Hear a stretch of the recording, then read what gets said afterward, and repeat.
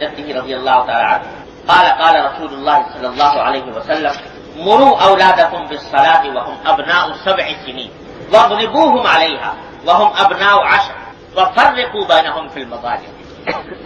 حضرت عبداللہ بن عمرو رضی اللہ تعالی عنہ روایت کرتے ہیں کہ نبی کریم صلی اللہ علیہ وسلم نے فرمایا کہ اپنے اولاد کو حکم دو نماز کا جبکہ وہ 7 سال کے ہو۔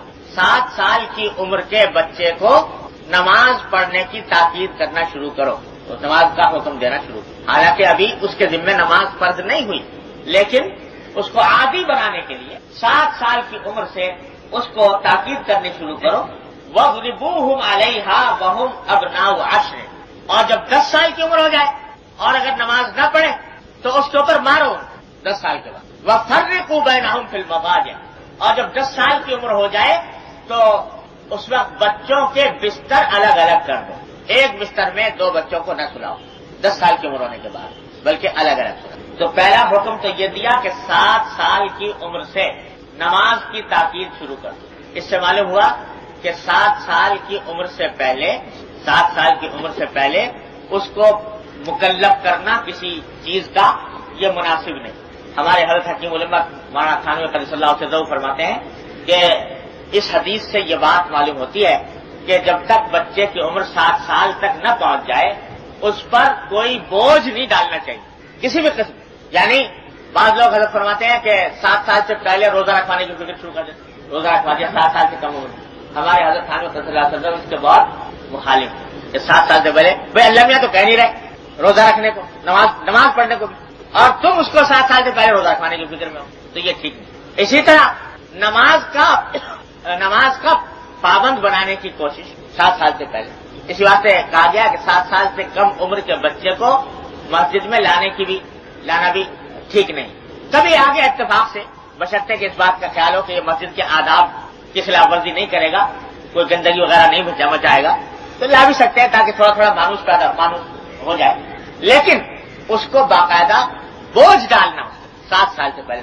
بلکہ ہمارے حضرات کا تو فرمانا یہ ہے کہ تعلیم کا بوجھ ڈالنا بھی 7 سال سے پہلے مناسب ہے۔ 7 سال سے پہلے کھیل میں جو کچھ پڑھ لے سو پڑھ لے، لیکن باقاعدہ بوجھ ڈالنا تعلیم کا کہ اس کو باقاعدہ مکلف کیا جائے کہ جیسے باقاعدہ پڑھنے والا طالب علم ہوتا ہے اس طرح کے اس کے اوپر اس کا بوجھ اس کے اوپر ڈالا جائے، یہ مناسب نہیں۔ کھیل میں جتنا پڑھ لے تو پڑھ لے۔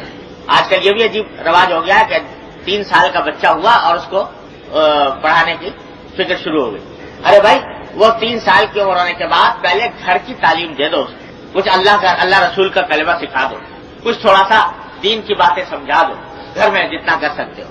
باقی اس کو مکلف کرنا، باہر بھیجنے کا، باقاعدہ اہتمام کرنے کا، یہ کچھ اچھا نہیں۔ ہمارے بزرگ سے حضرت مولانا قاری فتح محمد صاحب رحمۃ اللہ علیہ، اللہ تعالیٰ ان کے درجات بلند فرمائے، قرآن کریم کا زندہ معجزہ تھے وہ مولانا قاری فتح محمد صاحب۔ جن لوگوں نے زیارت کی ہے وہ دیکھا ہوگا۔ حقیقت یہ ہے کہ قرآن کریم کا زندہ معجزہ تھا، عجیب و غریب حالات، تو ساری زندگی قرآن کریم کے اندر گزاری۔ اور یہ جو حدیث میں دعا آتی ہے کہ اللہ قرآن کو میرے رگ میں پیوست کر دیجئے، میرے خون میں پیوست کر دیجئے، میرے جسم میں پیوست کر دیجئے، میرے روح میں پیوست کر دیجئے، تو ایسا لگتا ہے کہ ان کے حق میں یہ دعا پوری طرح قبول ہو گئی۔ رگ و پے میں پیوست تھا قرآن کریم۔